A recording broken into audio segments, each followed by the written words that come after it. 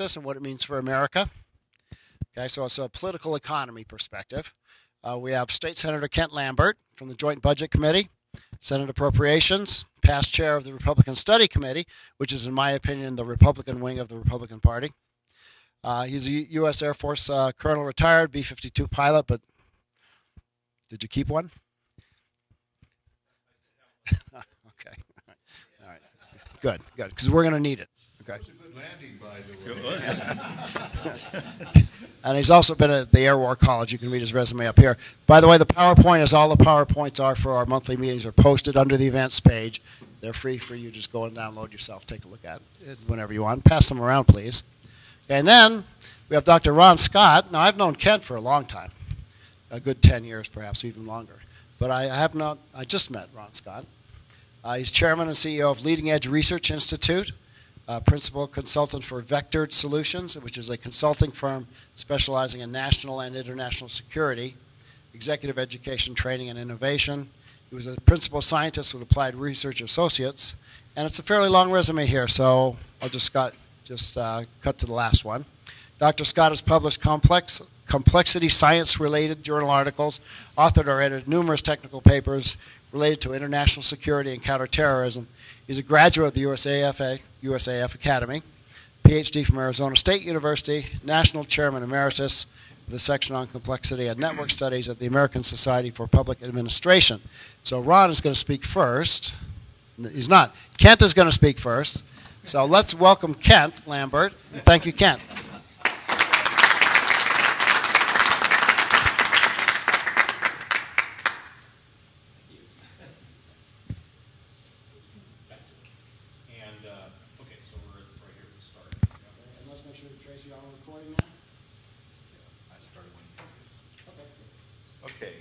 My mic is hot also. And I'm going to set some little ground rules. Actually, I'm not going to be too far away from my little drink here because I've got a little head cold. So if I start coughing, I've also got a little sprayer that the doctor told me to use. So, but I am going to try to go through this fairly quickly. Love to have your questions at the end. But there's a lot of information packed into this. I'm going to be going very, very quickly at light speed because some of these slides, I only want to hit just a couple of bullet points on the slide, and it's going to be online, and you're certainly welcome to refer back to any particular issue at the end. And Paul was partially right.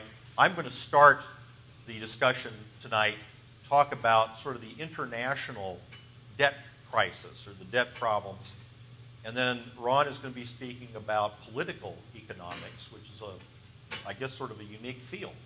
And then I will be sort of wrapping up the anchor lap on Colorado-specific economics and what we've just seen from our Legislative Council staff economic projections that came out on December 21st. So that's kind of our overview right there.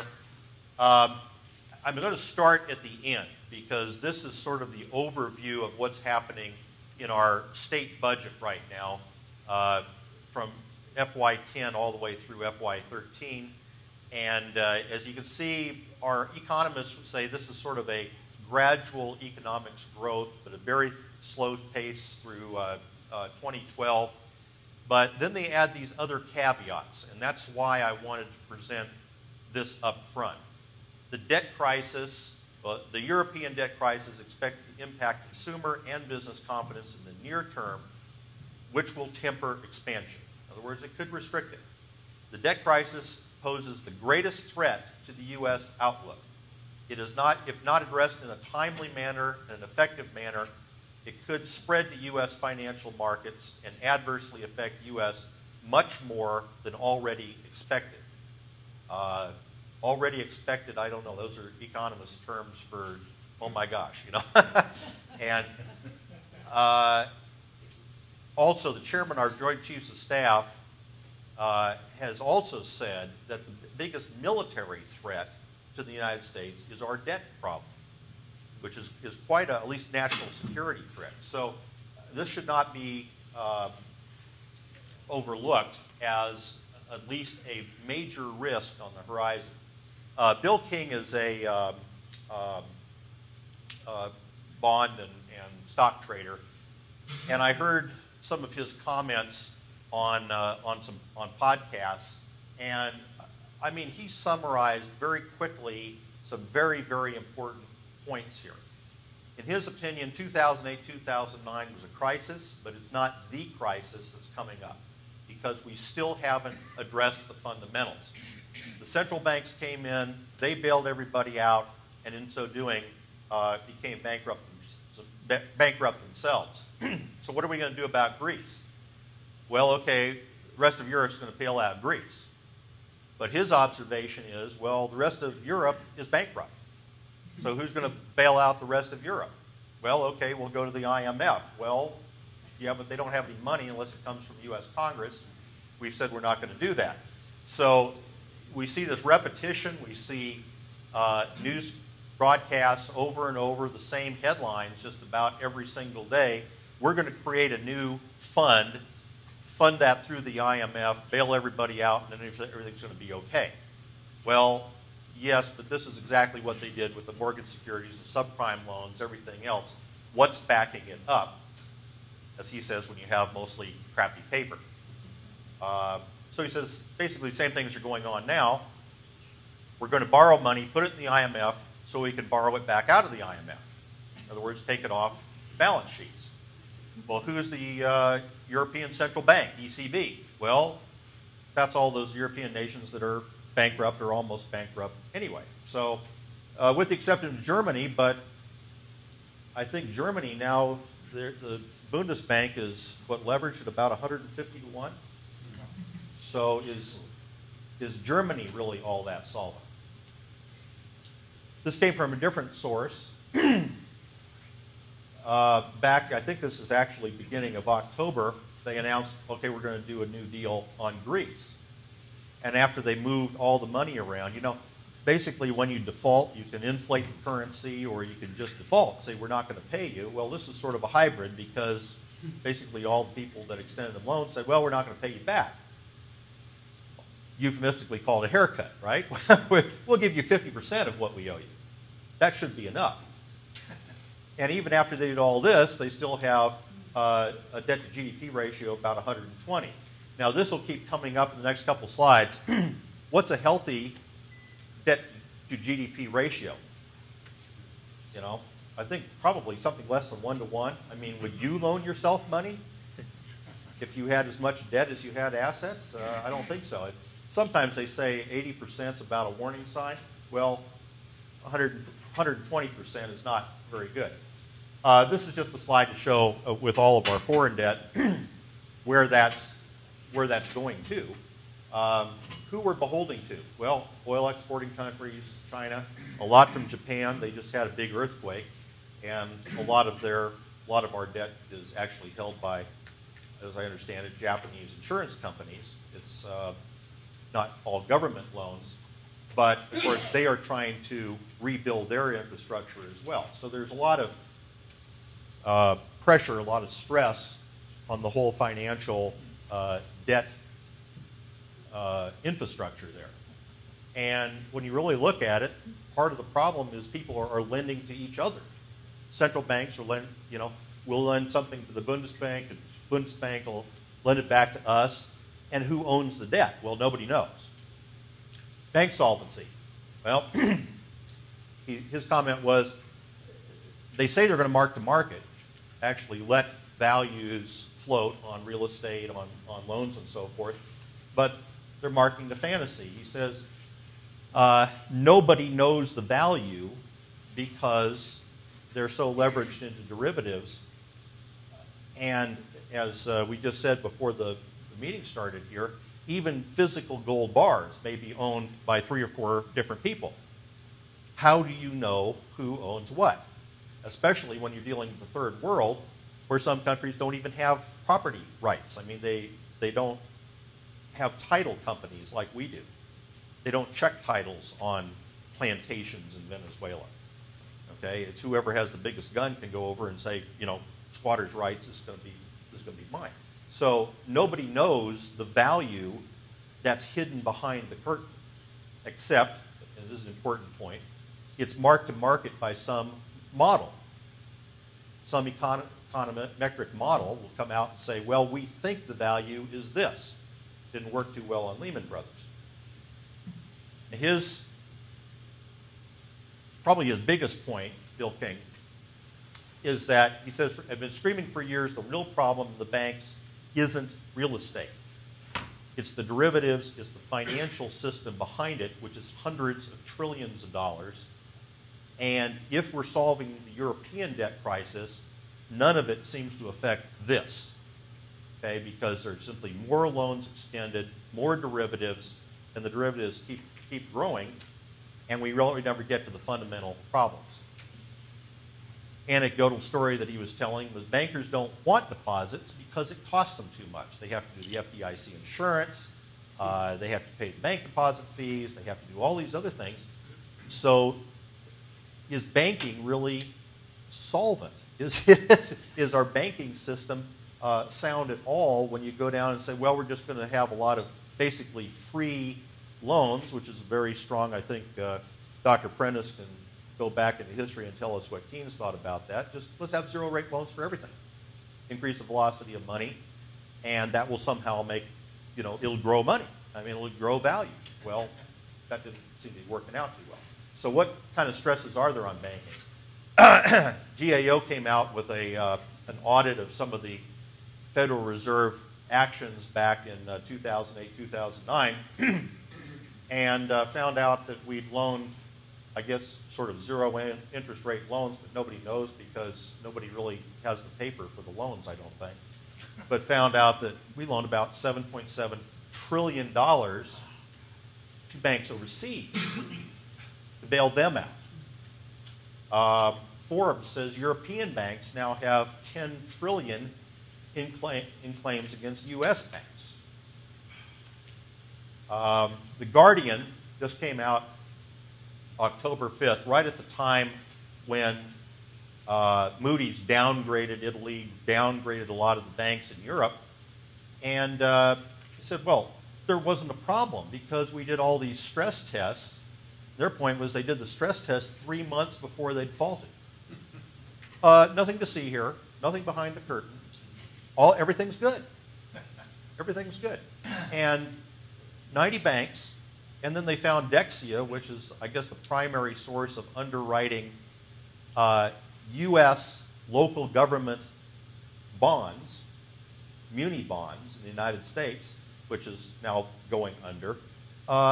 They passed the stress test 2 months prior to being declared bankrupt. So what the heck good are they? Okay, we hear this from the Federal Reserve, we hear it from the U.S. Treasury. We're going to go out and do a new series of stress tests. Remember that? Well, not too good. And by the way, all the Italian banks passed the stress test 3 months prior. Okay, so what's happened in the United States? Prior to 2008, only in the 5 years prior to 2008,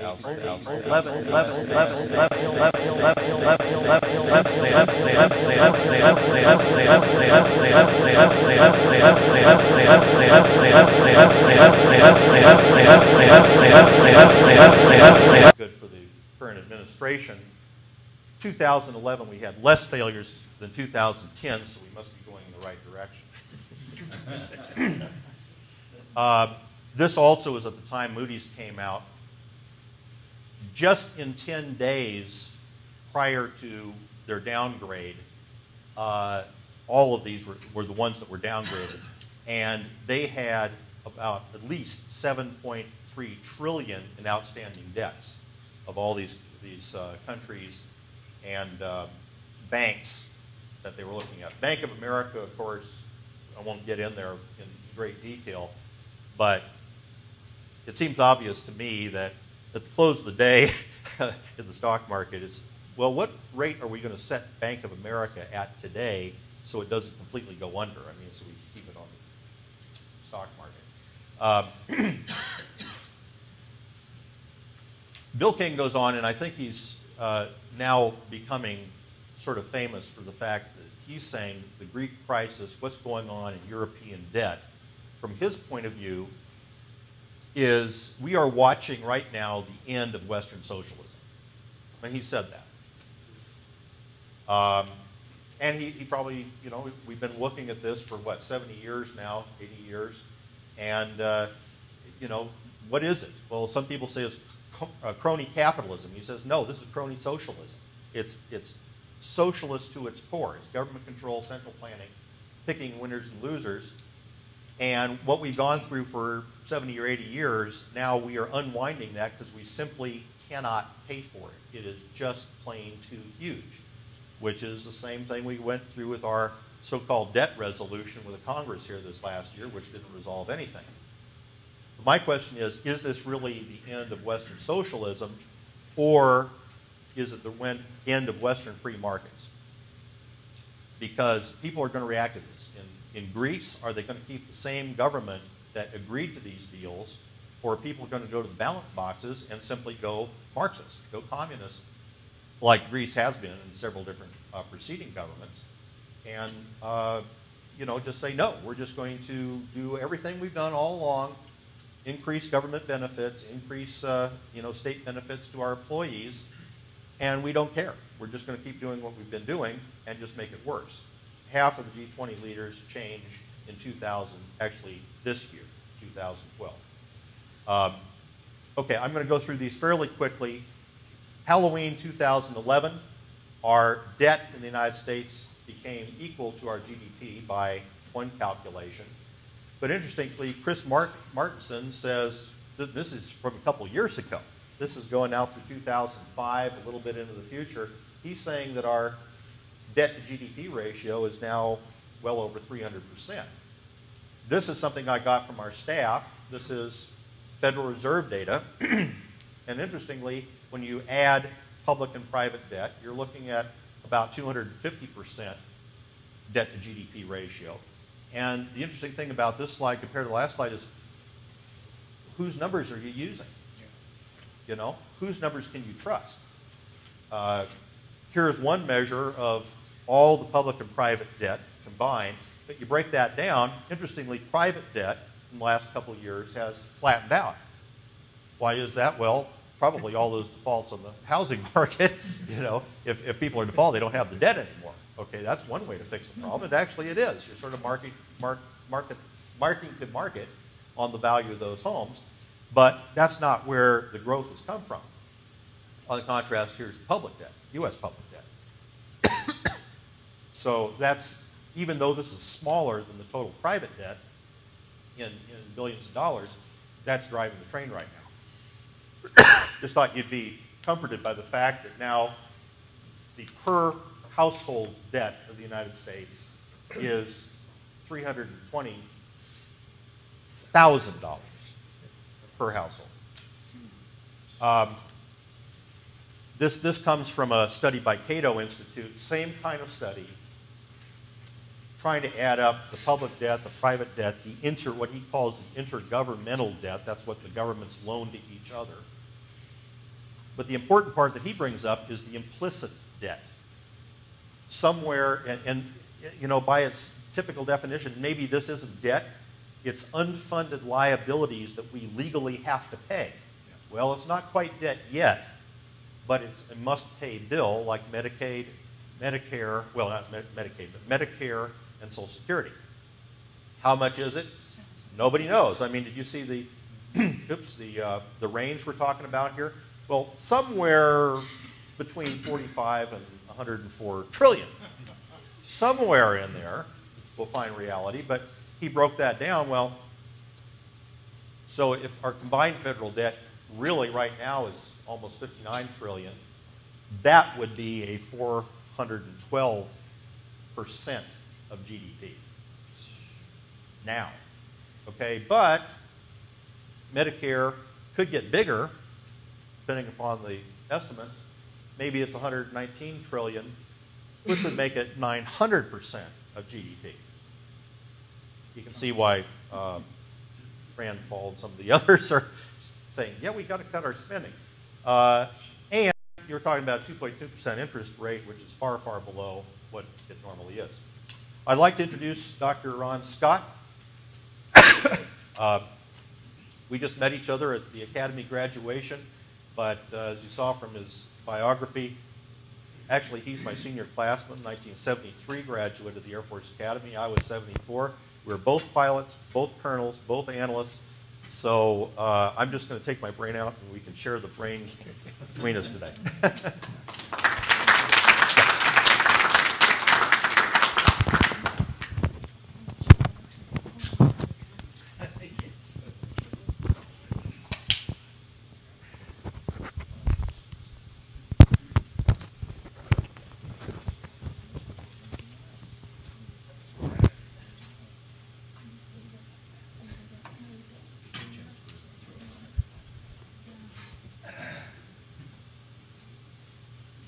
It was a pleasant experience for me to meet Kent this past May.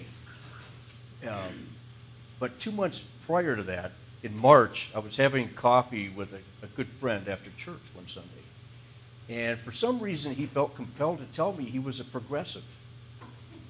And I asked him, well, why do you say that? He said, well, I'm for progress. You know, better education, better quality of life for people. And I said, well, aren't we all? I said, do you understand the political implication of progressivism? He said, maybe I don't. Well, it occurred to me that he was not alone among the retired colonels and general officers and many still on active duty that are buying into a progressive philosophy. And so I have immersed myself these past 3 years in trying to understand what is progressivism.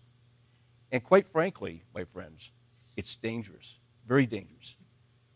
So it motivated me to write a book, and what I'm about to present to you here tonight is some of the analysis that I've incorporated in the book. It's still underway, and I'm hoping to have it published this next spring. So the book builds a case against progressivism, but it goes beyond that and tries to advance a theory that I call the the remarkable trinity of prosperity. Because as I tried to get my arms around what our founding fathers tried to establish in what we know up till now as America, is a simple model where individual liberty generates prosperity, and it's the condition of prosperity that allows us to achieve this concept called peace, harmonious relations with people in our neighborhoods, within our nation and the international system. The progressive movement, on the other hand, advances a different model. Instead of liberty, it strives for a very large central government to provide justice for people with equality as the outcome. So that's their goal, is equality. And I'm thinking, well, gosh, you know, the founders believe we're all equal to begin with. The big difference is how we apply our skills and our talents, how ambitious we are, how lazy we are, and we reap the rewards or the consequences of our actions. So to get into my presentation, I just want to remind everybody what John F. Kennedy said during the Heber Springs Greers Ferry Dam dedication back in 1963. He said, "A rising tide lifts all the boats." And he was talking about the important private and public partnership that comes together in a way that actually does create jobs and promotes economic scales of economy. So what he had to say was good. You have to have a balance. My corollary says a diminishing tide lowers all the boats. And there can be some very deliberate efforts underway that actually do diminish the tide. And my good friend, Colorado Senator Kent Lambert, had this axiom. On a sinking ship, all the deck chairs will eventually be underwater no matter how they have been rearranged. And hopefully we don't get to that point, but I suspect we're close. So what I'm going to present to you tonight is just a little bit of analysis that really talks about the relationship between government and the economy. So I'm going to present a little theory, I'm going to advance some propositions, and then share with you some analysis that I've done and implications for policy. This is a busy slide. I'm not going to go over all of it, but I do want to give you a flavor for what the slide is designed to show. Our country was founded upon a concept called classical liberalism. And it was really more classical economics. Adam Smith, John Locke, Montesquieu in terms of a nation of laws. There were a lot of great thinkers that our founding fathers had prescribed or subscribed to in terms of advancing what they thought was an appropriate system of government for our nation. It had two branches, a liberal branch and a conservative branch. The conservative branch was dominant in those days, believed in individual liberty, laissez-faire, free market, free enterprise. But they also recognized the importance for a liberal mentality. But it wasn't from the federal government level. It was the importance of taking care of your neighbors. It's what churches are for. It's what nonprofits are for. There's a lot of institutions that are not governmental that are in the business of taking care of other people when they have needs to be satisfied that a government can't or shouldn't. Over time, what happened is the liberal branch started to demonstrate egalitarian-type policies. And that's where political elite choose equality over liberty. So they have to make a choice, and when they do, they choose equality over liberty. As a counter to that, we started to see more and more of a libertarian manifestation in our society, where people were saying, government's getting too big, government's getting too intrusive. We need to find a way to make the government less so. Well, this eventually, egalitarianism eventually evolved into this progressive movement that we're dealing with. And it just didn't occur today or in the last year or so. Woodrow Wilson had a big part in pushing the progressive movement. So it's had about 100 years to ferment. And so this movement of progressivism has some pretty serious influences called socialism. And here I'm talking Saint-Simon from France and Karl Marx in terms of his economic socialism. But also statism. Woodrow Wilson was a big student of the statist administrative practices of Germany. He really thought Germany was an efficient state. And it was efficient because you had these very smart political elite at the head of government that was establishing policy and programs and services for the masses. And it wasn't just Germany. You had Mussolini in Italy and the Karl Marx manifestation in the Soviet Union with Lenin and Joseph Stalin. Now, this neoconservative movement is kind of interesting. I had lunch one day with a professor from a Texas university, and just out of the blue, she said, how about those neocons? I said, it's a good question. What's a neocon? She said, you know, Cheney, Wolfowitz, Rice, they're all neocons. I said, I know they've been labeled neocons, but what makes them a neocon? And she said, well, they want to spread democracy throughout the world. I said, okay, I don't refute what you just said. So if you're interested in spreading democracy throughout the world, you're a neoconservative by your definition. Yes. I said, all right, now, the current administration, have you looked at the national security policy? No, I haven't. I said, well, you should. Democracy is mentioned once in the entire document. And that document says we need to build the infrastructure in these nations that allow democracy to emerge if the conditions are right. Wind the clock back to the national security policies of a previous administration. Democracy was in the title. And one of the three goals was spreading democracy. So by your definition, William Clinton is the penultimate neoconservative. Do you buy that? She goes, well, no, I don't. I said, well, you see, we're getting into definitional problems here. And there's such a tendency to label people a liberal, a conservative, a neocon, without really understanding what their set and collection of beliefs really are. And so that's dangerous. So what happened in the 1930s, 6 Jewish professors at New York University were shocked at how enchanted their fellow liberals were with Stalin and Hitler and what they were doing in their countries. They were further astonished at how far they were willing to go in terms of social engineering programs. So they said, enough. And so they spawned the neoconservative movement, which was an attempt to pull this shift in the political thinking back more to the center. Well, we know what happened here with the Tea Party. Progressivism is focused on collective utopia, and it's justified by indentured classes. If you're a union member, you're indentured. I hate to tell you that, but you are indentured. The top 1% is about to become indentured. When you have a political elite that dictates what you will do whether you want to or not. That's indentured.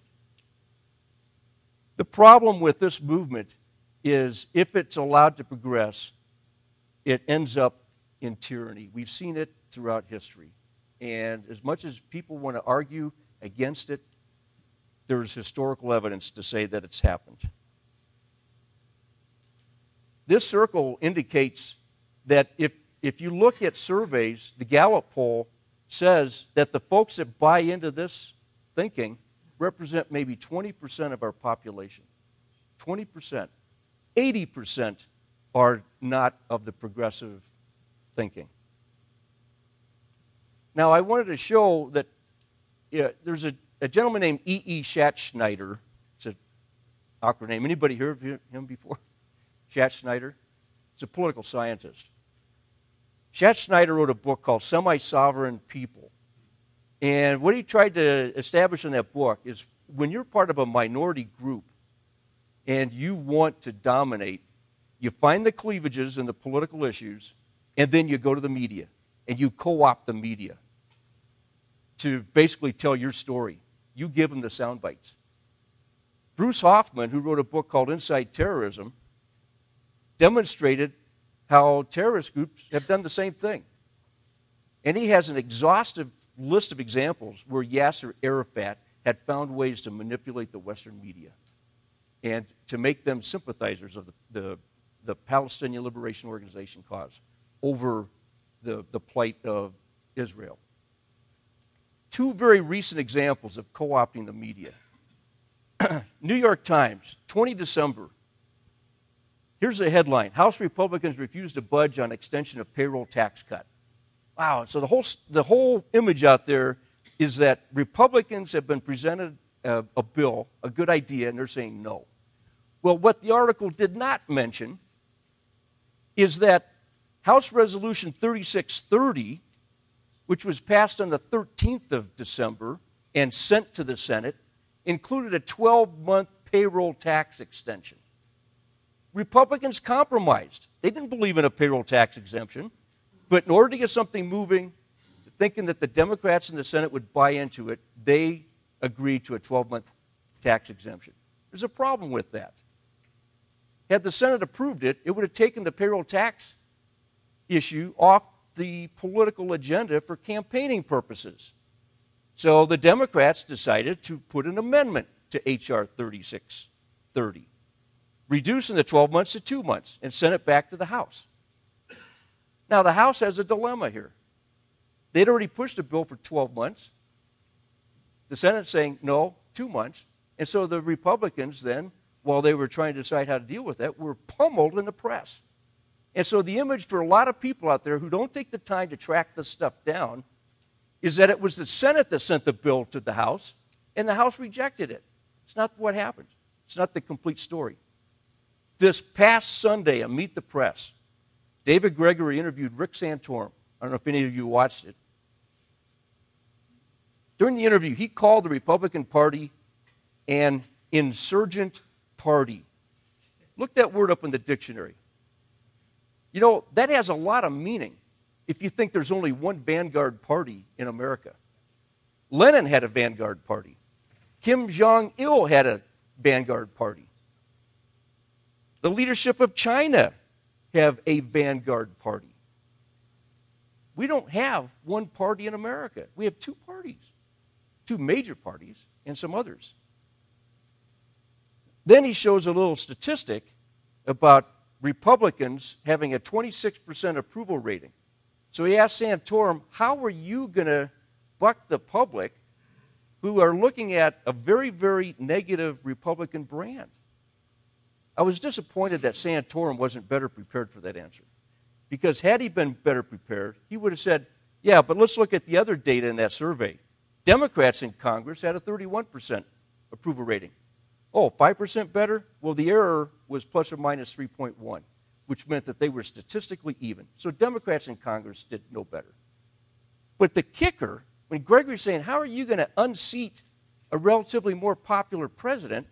Well, the same survey showed that he had a 48% approval rating. And from Eisenhower through Obama, there's only one president that had an approval rating below 50% in December of the third year of their term, Barack Obama. But when you have a media that gets co-opted, like Schatzschneider and Hoffman talk about, they can paint a narrative in the minds of the American people and try to influence the outcome of elections. Okay, little theory now in economics. Most or all of you are probably familiar with Art Laffer's curve, the Art Laffer curve. This is normally sideways, but Kent and I decided we need to restructure this so it looks like a more normal curve. So a 0% tax rate will generate no revenue. A 100% tax rate will generate no revenue. But as you work your way up at increasing taxes and increasing revenue, you will reach a point of diminishing returns. And when you go beyond that, tax rates go up, revenue goes down. And I'll show you some data, my own data here, that demonstrates what Laffer's talking about. So the key is, yeah, taxes are needed, but you got to look at the proper rate.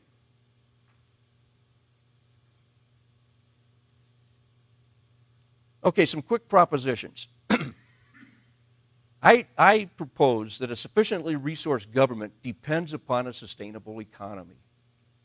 And as Senator Lambert demonstrated, we're not operating off of that proposition.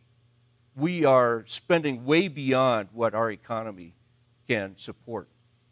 A sustainable economy requires some regulation, but not more government influence.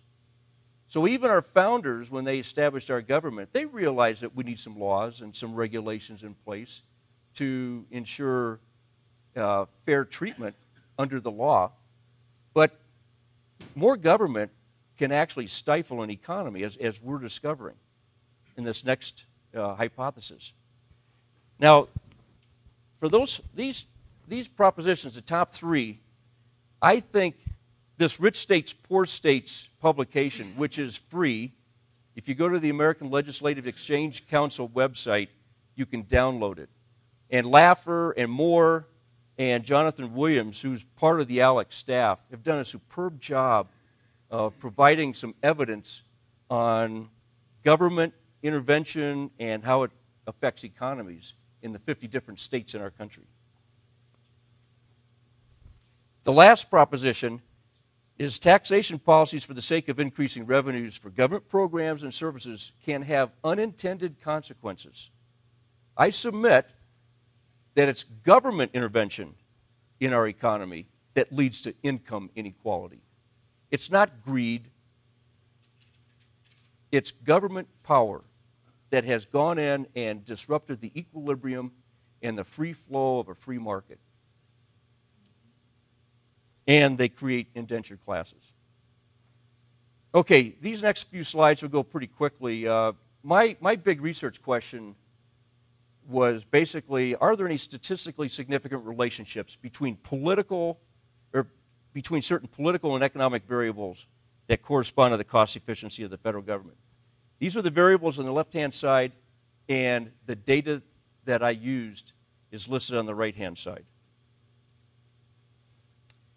For the statisticians in the room, I just throw this slide up here to let you know I ran some diagnostics on the data to make sure that they met normal assumptions in terms of normal distribution and to determine if there was any leading or lagging presence in the way the data was related.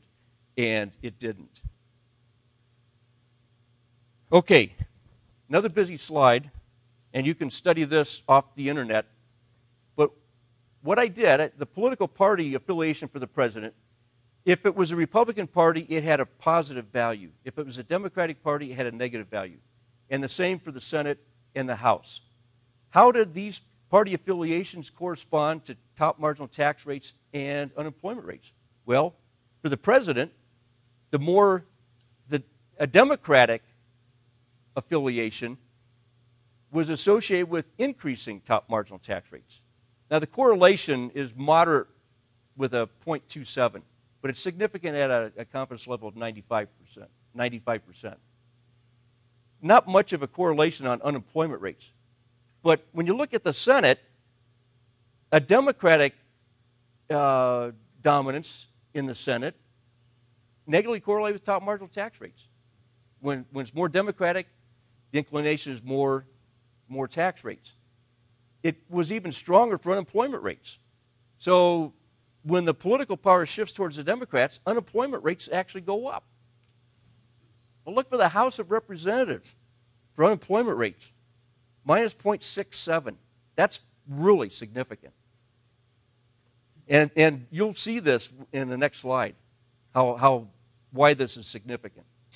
If you look at top marginal tax rates and its effect on individual income tax revenue and gross domestic product, the correlations are even stronger.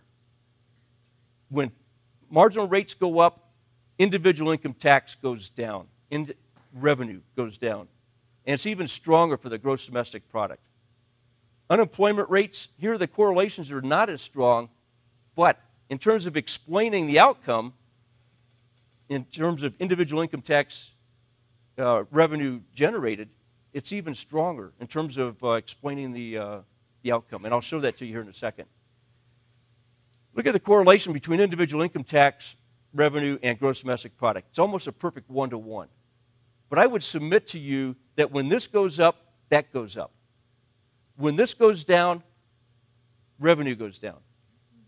And then there's a positive correlation, statistically significant, with the cost of government. I've got one slide to show you why that's important. Okay, talking about the more Democrat, tax rates go up, unemployment rates go up. Between 1933 and 2010, this slide shows you the relative magnitude of party affiliation in Congress. Republicans, all the rest of that time, Democrats have run Congress. And look at the magnitude, minus 120, 70, 55, 35, 35. This is post-Bush era. Okay, now, gets even better. During these democratically controlled Congresses, we had the Great Society initiatives under Lyndon Johnson. We had the Community Reinvestment Act under Jimmy Carter. A lot of people have not heard of this one, Federal Housing Enterprises Financial Safety and Soundness Act. This is the act that told the banks, don't worry about credit ratings. Don't worry about risk. That's completely factored out. Acorn got involved in this, intimidating banks to give mortgages to people that wouldn't have qualified before this act. Bill Clinton signed that into law. Now, there was a study, I'm getting ahead of myself.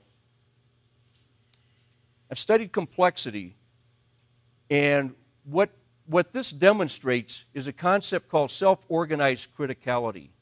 It's like a sand pile that builds up over time.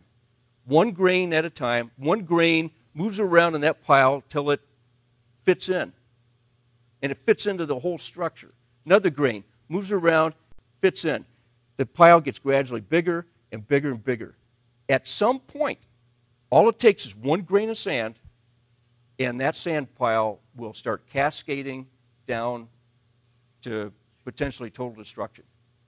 Now, in this period, there's a guy named Jim Collins who wrote a book, Good to Great. Y'all read it? Good book, Good to Great. Remember Jim Collins and his large research staff combed thousands and thousands of documents to identify 11 companies. 11 companies. Fannie Mae was one of them. We had the 2008 financial crisis, and if you had not had a chance to read Morgenson and Rosser's book, Reckless Endangerment, I highly commend it to you. There was a commission appointed to investigate the causes for this crisis. In the thousands of pages that were collected, not once was the name James Johnson mentioned. James Johnson authored the language in this law.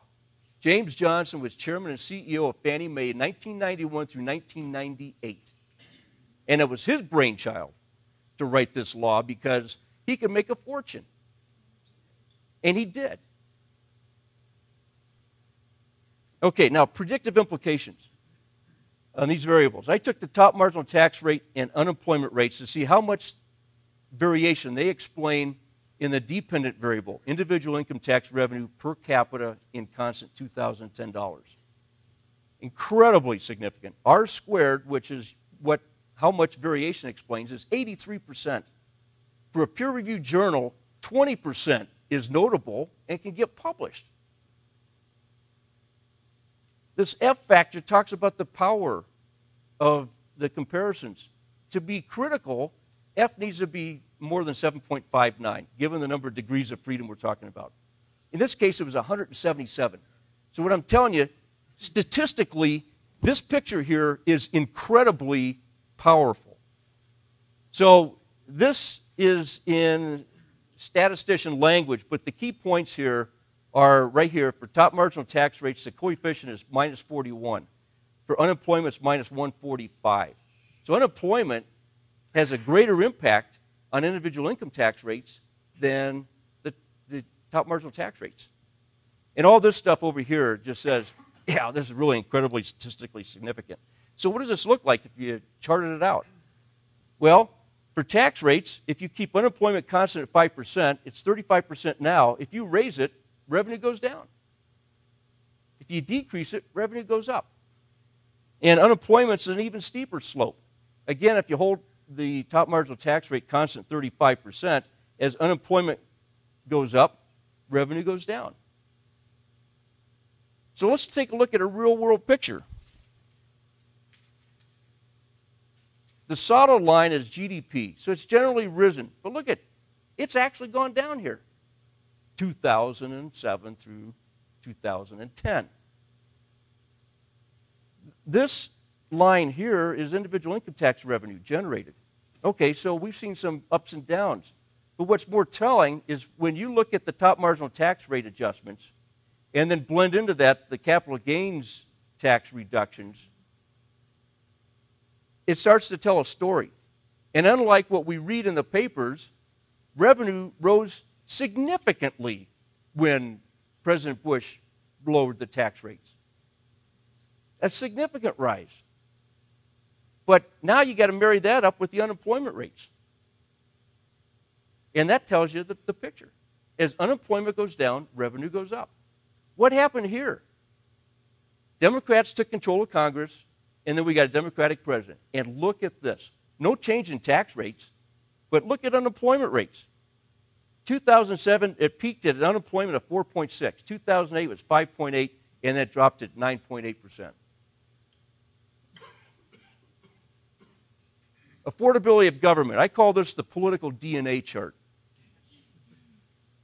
The red is the cost of government, and the blue is GDP per capita in constant dollars. I normalize this so we can see how the two, it's like normalizing ACT scores and SAT scores to see how they compare. You can see big deviations here. I'm not going to go into them tonight, but the main point I want to leave with you is that when you factor in inflation and population change, the cost of government in 1933 was $630 per person. In 2010, it's $11,900. Has poverty been reduced? No. Okay, just a minute on my remarkable trinity for prosperity. We talk about government and the economy, but we can't isolate them from society in general. And these need to be subservient to society. And in order for this trinity to be in balance, We need civic freedom plus economic freedom plus political freedom in balance to promote prosperity. And I will tell you that that balance begins right here. It's being at peace and providing leadership within your family, within your schools, within your communities, and expecting the same thing of our political officials. And I know Senator Lambert understands this deeply. The other part is understanding the role diversity plays in society. Diversity isn't the color of your skin or your ethnic background or your religion or whatever. Those are kind of nice demographics to know. But for a society that's oriented towards prosperity, diversity is what you bring in terms of talent, your skills, your experience, your judgment, your wisdom. That's the diversity that leads to innovation and stimulates wealth creation. And it flows upward and horizontally, not downward. And the last point is we must adapt to a globalized world. And we can't because we're so awkward in terms of a cumbersome government that wants to dictate and regulate and push and pull on all aspects of that take place within a society. So we got to get that in balance. In terms of policy implications, contrary to popular myths, as I've shown you, tax rates are negatively correlated with revenue.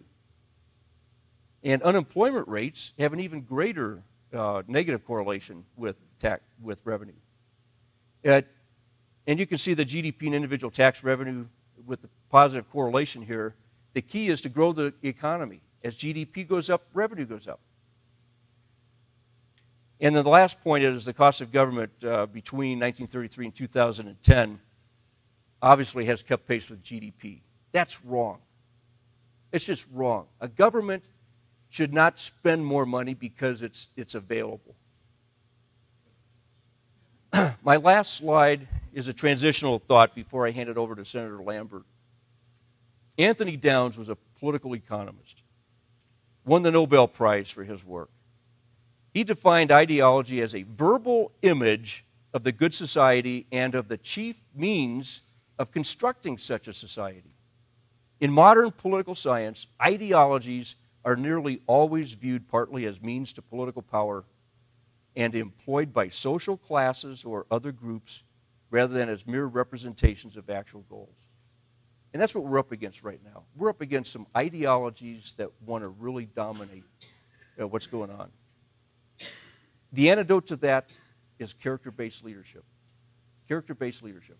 And that's why we need to elect the right people to our state legislatures and to our national government. With that, I'll hand that over to Senator Lambert.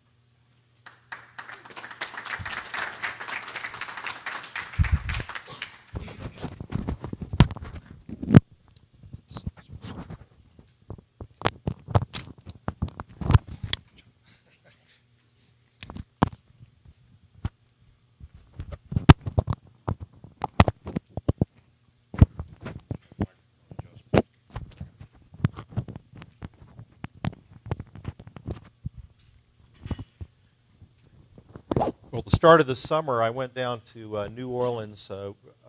Dr. Scott mentioned the ALEC conference he just briefed, and we had a lot of absolutely outstanding lecturers. One of them was Art Laffer, who did that Laffer curve and was Ronald Reagan's economic advisor. I came up after his lecture, standing there with about 20 people waiting for his autograph, and I said, Doctor, I don't want your autograph. I'd like you to see this. This is a new analysis that was just done by Dr. Ron Scott, old Air Force Academy guy, ex-colonel, and like me. And I'd like you to take a look at this because it proves the Laffer curve. Empirically, with, 70 years, 60 years, 70 years, 80 years, I guess it is, of federal government data. And he said, I will read this on the airplane. So about 3 days later, I got a little note back and says, I love it, but that's me. So this is the starting slide I used a little bit earlier. And we first talked about the risk down here, the real risk is what's going on with economics, with debt, because we just simply don't know how much is out there, but we know it's really, really bad. And then Dr. Scott just, I think, proved with very, very strong evidence that as we increase taxes, as we increase economic burdens, we get less productivity and we get less revenue for the government. Never mind the fact that we get less revenue for our whole society. I mean, we've just split it up wrong. But I'd like to get back up here to the top, and I'm going to go through slides again very quickly, but talking about the factors that are affecting our revenue at the state level and the general health of what's going on in a couple different categories, especially like sales tax, what's going on in business, oil, gas, things like that, and then individual income taxes. Retail sales are gradually going up. The United States is going up a little bit faster than Colorado, but one big question, I guess you heard all the hype on Black Thursday or Black Friday right after Thanksgiving. Sales are off the chart and everything, and when we came back in December, maybe they weren't quite as good as we thought they were going to be, despite all of the hype that they had on the news media, even Fox, well, maybe especially Fox Business News. But the question is, how much of that spending was on credit cards and was credit card debt?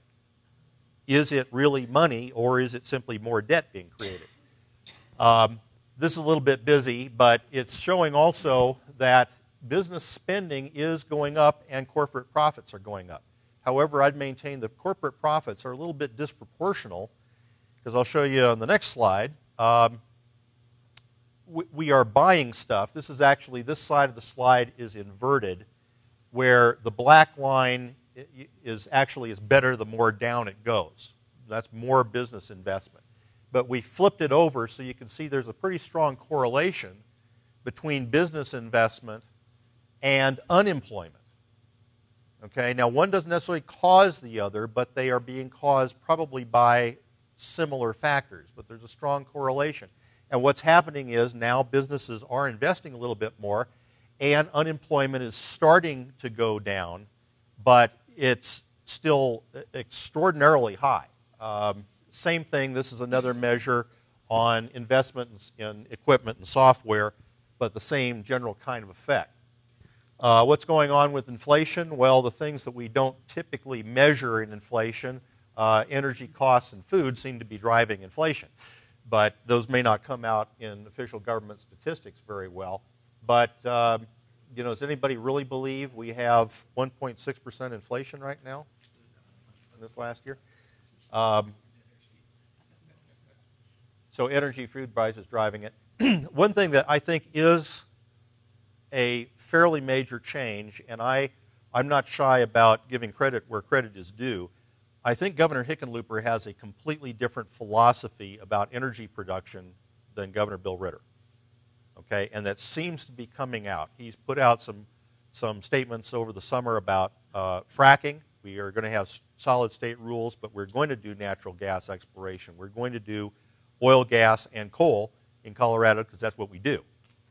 He's a geologist, and I think that's a welcome change from my particular point of view. This is one of the largest industries, if not the largest industry in Colorado, and it's one of the keys to getting back is to start being productive and getting some cheap energy. Well, you do that by drilling, okay? So we're starting to come out of that a little bit.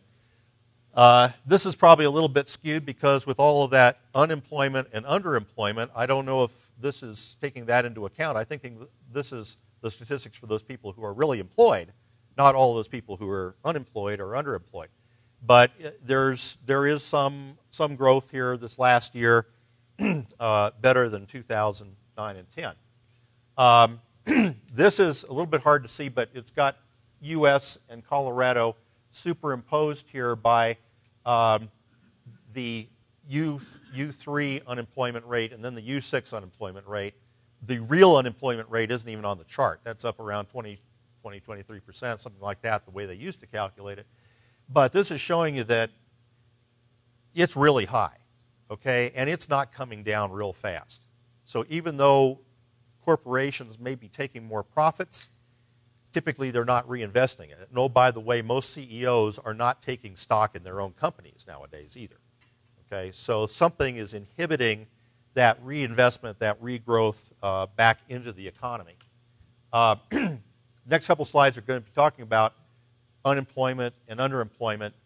This is the unemployment rate superimposed over employment, and the so-called, the unemployed. But you can see this came up, and we have a huge bathtub here of unemployed people in the workforce.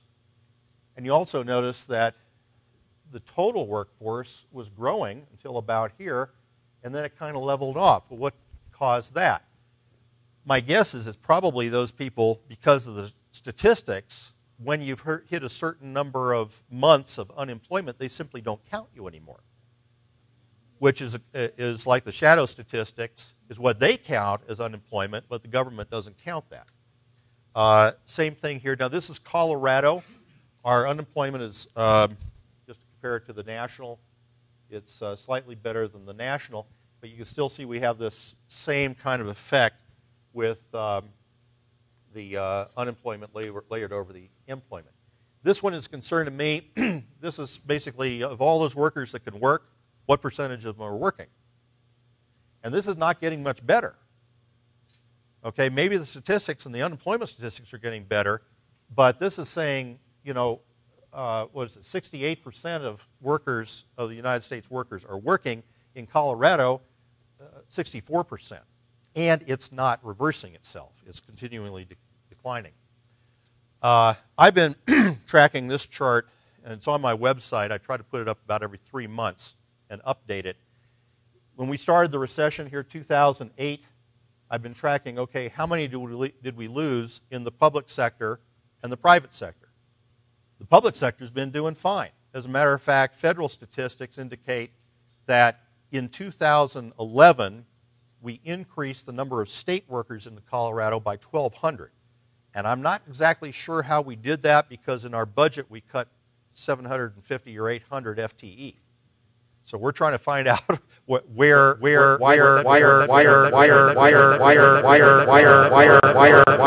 actually cut a bunch of FTE. But you can see the private sector is still very, very lethargic when you're looking at those that are actually in the workforce, and a great disparity between the impact of this recession on the private sector versus the public sector. There's been a lot of news this last week about, oh, the housing market's back and we're really, really doing good. Well, and then 5 minutes later, somebody else will have a report, well, it's really, really doing bad and we're not doing much. But you can see the housing inventory is still very, very, the vacant inventory is very high. This is not a healthy housing market. And until you sell off, this is the ratio of the homes for sale relative to the ones that are actually sold. In other words, ones on the market in a sense. And we're saying, you know, there's just too much supply out there. They're vacant, okay? So if you got a bunch of vacant homes that are not marked to market, their value is unknown, why are we doing a lot of new home construction? Well, we're not. This slide is construction is way down, and you may hear, well, multifamily construction is way up. Okay, this is multifamily right in here, the permits. This is the single-family permits. But look where we were, you know, back in 2005. Now, this was a bubble. Okay, that's artificially high. But going back to steady state, we were doing a lot of construction on a regular basis. Now it's very anemic, and by ratio, yes, we almost are doing as many multifamily permits as we are single-family permits now, which is highly unusual. But why is that? It's because a lot of people have moved out of the single-family homes and are now renting because they can't afford it. The good news, I guess, is that household debt payments continue to fall because people are no longer in their houses paying off their debt. I don't think that's good, but that's kind of what that indicates. So I think we're still not, I don't know if we're near the bottom. I couldn't speculate about that. but this is not a healthy market yet. Interesting, generally Colorado has been less affected compared to some other states in housing prices. Okay, I think this shows that, but we've always been a little bit lower, a little bit cheaper prices out here, and it's still in a decline, gradual decline. The reason this affects Colorado, of course, the unemployment rate comes right off of Dr. Scott's charts. When you have unemployment that's highly, highly negatively correlated to state revenue, or should be. Although it's probably more sensitive at the federal level than it is at the state level, because we have a more diverse tax base. But where do we get our schools taxes? We get it from residential and corporate value of property.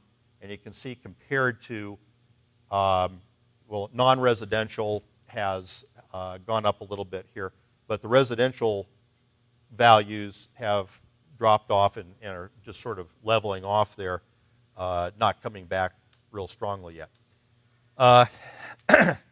So to wrap all this up,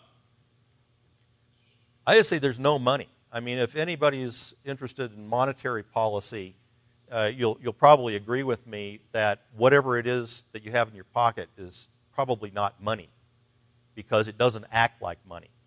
I'm kind of surprised that we haven't taken off into some sort of superinflation already, but we haven't, and we need to keep an eye on that.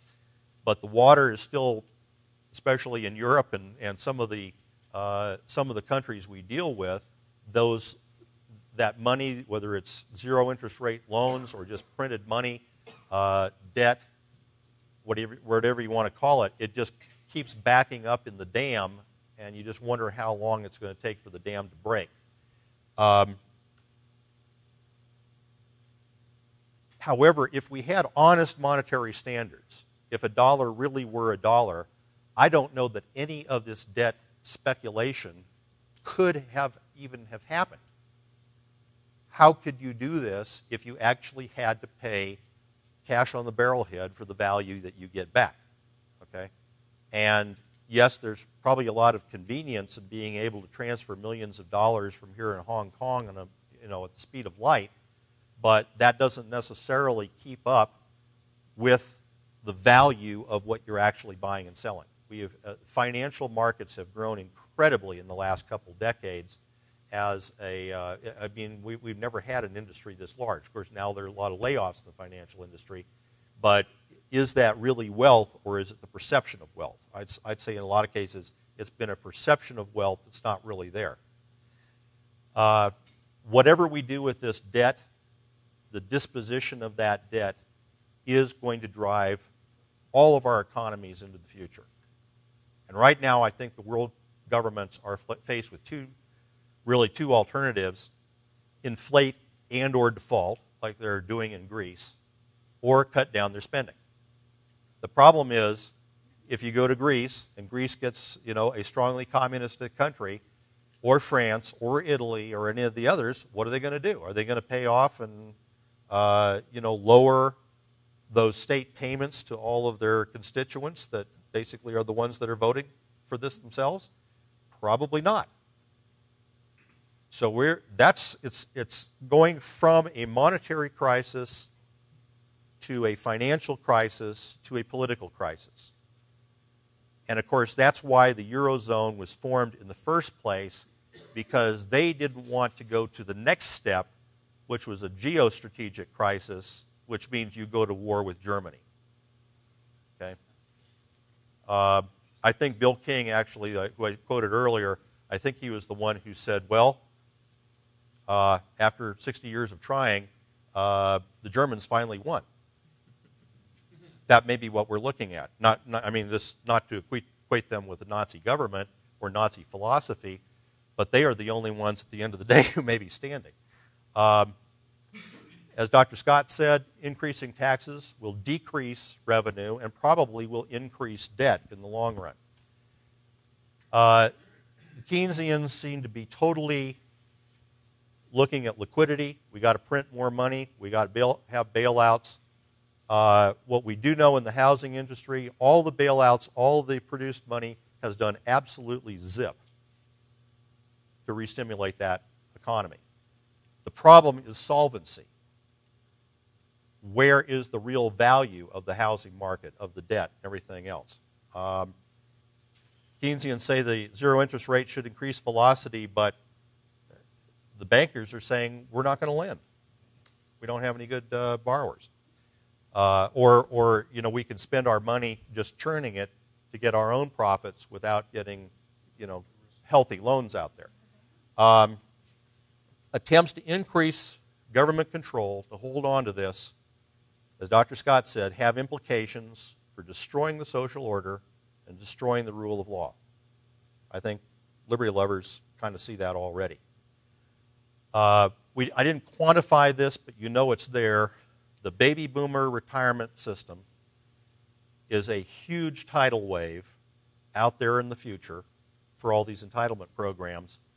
And we have unemployment and underemployment, which is driving up all of the programs for unemployment insurance and things like that. They keep extending the amount of unemployment insurance, and we're at a historical level, not just for the magnitude of unemployment, but for the duration of the unemployment. Now I think it's 44 weeks. It used to be 19 was the average. So huge growth of unfunded entitlements. Colorado reports a very slow growth and recovery, but that may be temporary. We'll have to keep an eye on it. But I think the private sector growth, getting rid of this unemployment, as Dr. Scott proved, and restoring our energy as a Colorado institution, that's really our primary key to our economy in Colorado is energy production, and something other than simply solar cells is probably aid to recovery here. What we're seeing this year in the governor's budget, I won't go in great detail. I'm preparing a briefing for next Tuesday, Monday at this time, whatever it is, where I'm going through the entire state budget. But the biggest request is more money for Medicaid because of the increased caseload. When you have a lot of unemployment, you got a lot more people, and you got a lot of people who become eligible for more and more and more Medicaid. And that's just on an asymptotic growth function. You've probably heard of the legal decision in the Denver District Court on Lobato. If they get what they want, we're talking about $4 billion more into the state general fund, out of the state general fund. Okay, if you put that in there today, didn't increase taxes, K-12 education would take 94% of the state budget by the rule of a single district court judge. So, Dr. Prentice, do we have a few minutes for questioning? I'm sorry if we've gone over. I just want to thank both of you guys. So let's do that. Okay.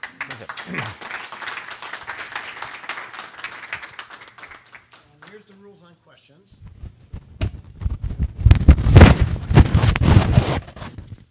Okay, what we're going to do is we're going to have questioners come to the mic and just ask them directly. And Trace, do you think there will be a need for them to repeat the question, or will it be picked up enough? It'll be picked up just fine. So.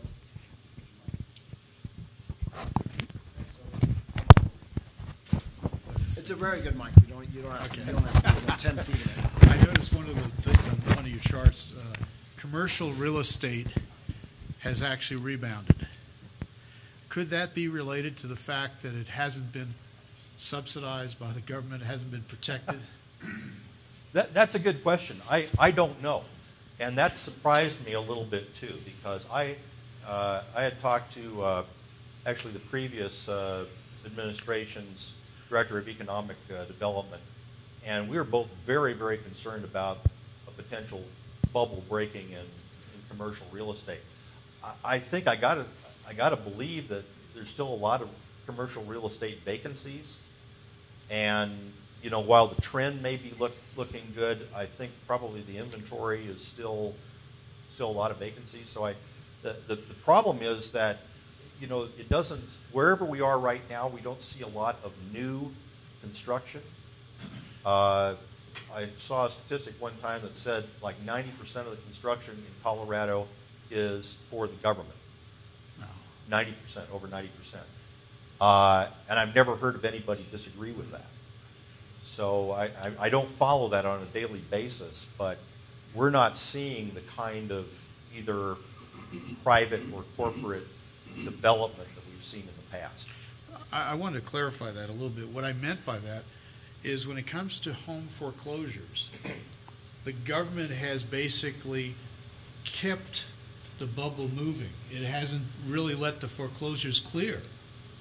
And in the case of most commercial real estate, they're not involved in basically keeping the market from clearing. So I think that was Bill King's point too, Yeah. about Europe, about that it is a debt problem. It's not just the value of the real estate, because we were frankly the real estate bubble was largely greed produced, I think. I mean, people were investing over their heads in order to flip their houses and get a profit out of it. I mean, it wasn't just to dwell in the houses. There was a lot of motivation to do that because they could see for years people were getting rich by, buying in and flipping houses. Well, that speculation was kind of over. I mean, 2005, I guess it kind of peaked out. And yes, they have been trying to reinflate the bubble, but once any bubble is burst like that, it's probably good economics to not expect it to get back until it finds its value. Yeah, until it clears the market. And either clears the market, finds its lower level or something. Mark to market is eventually going to happen, okay, I think. The problem is with all the derivatives and this loan mechanisms, from what I can tell, we don't know where the value is. So. Thank you. I recently read an article that's talking about the possible failure of the U.S. bond market, that everybody's pouring a lot of money into that because it seems to be the safest investment in the world. If that bubble breaks, what do either or both of you see happening? Will that affect us domestically, or will that be an international phenomenon that we won't really be affected by? I'll just give you one example. Look at General Motors and what happened to the bondholders there.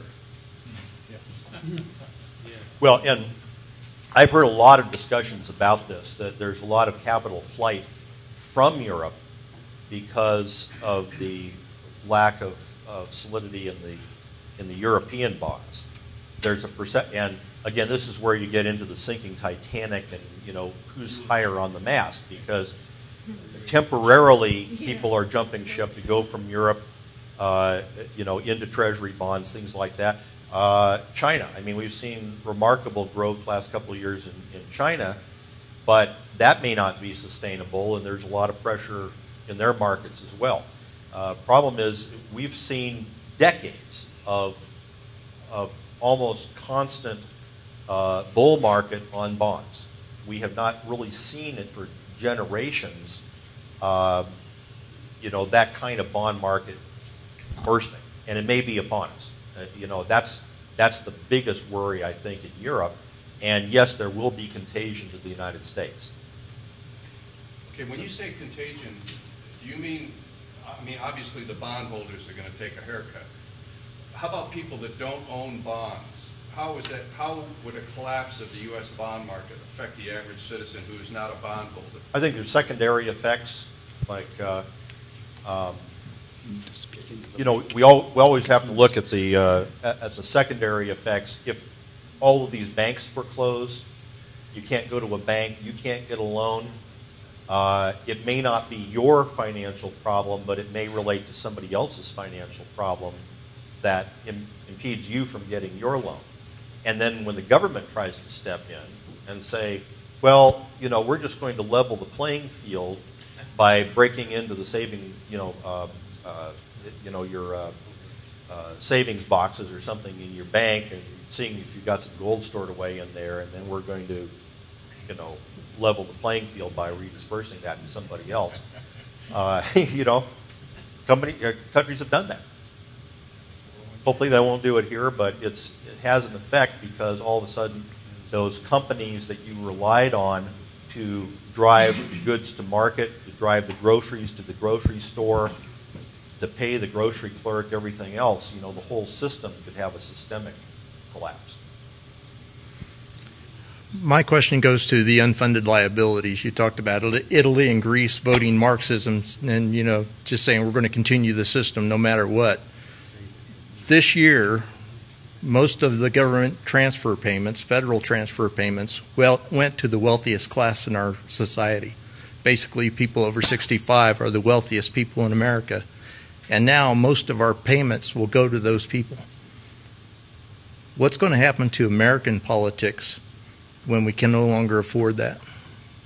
I was looking at the returns here in the back of the room. I don't know if we've got an update on that. But the Iowa caucus right now, Ron Paul's getting, I guess, a lot of young people supporting it.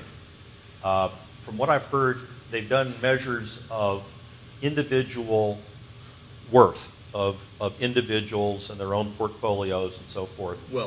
Wealth, you might say. And I guess they calculate debt into that as well.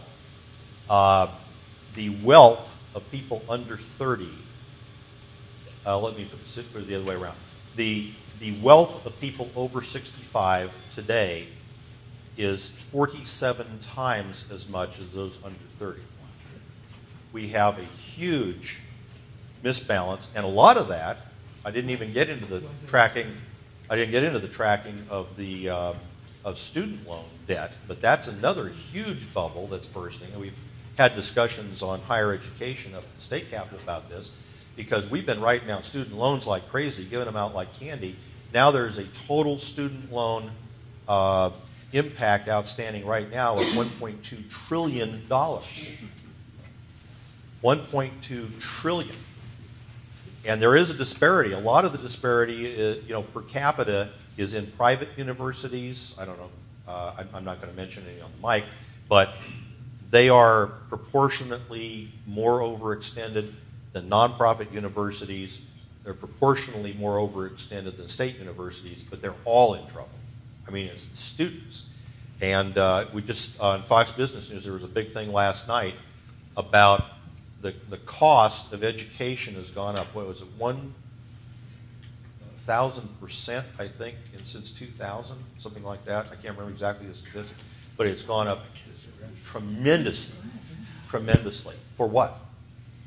Well, but I think one of the things that we have to resist is to overly tamper with the big discrepancies or the big inequalities. Once you come up with a standard, you start from that.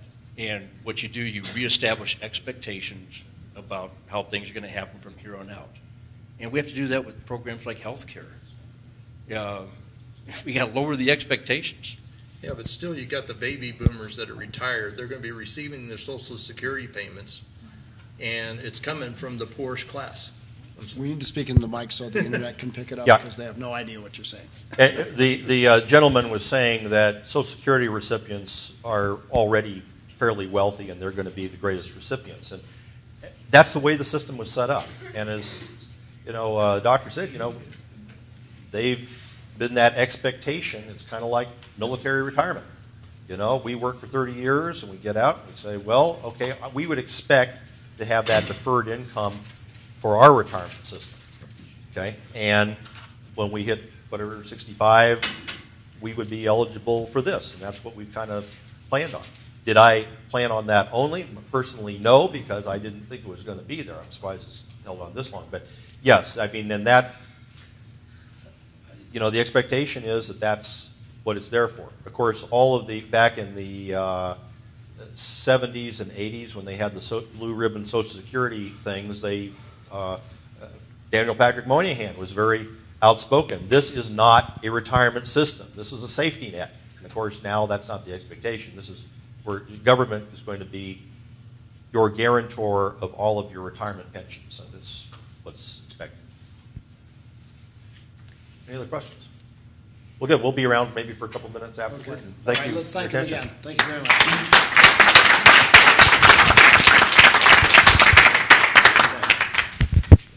There's just a little bit something different this month than other months.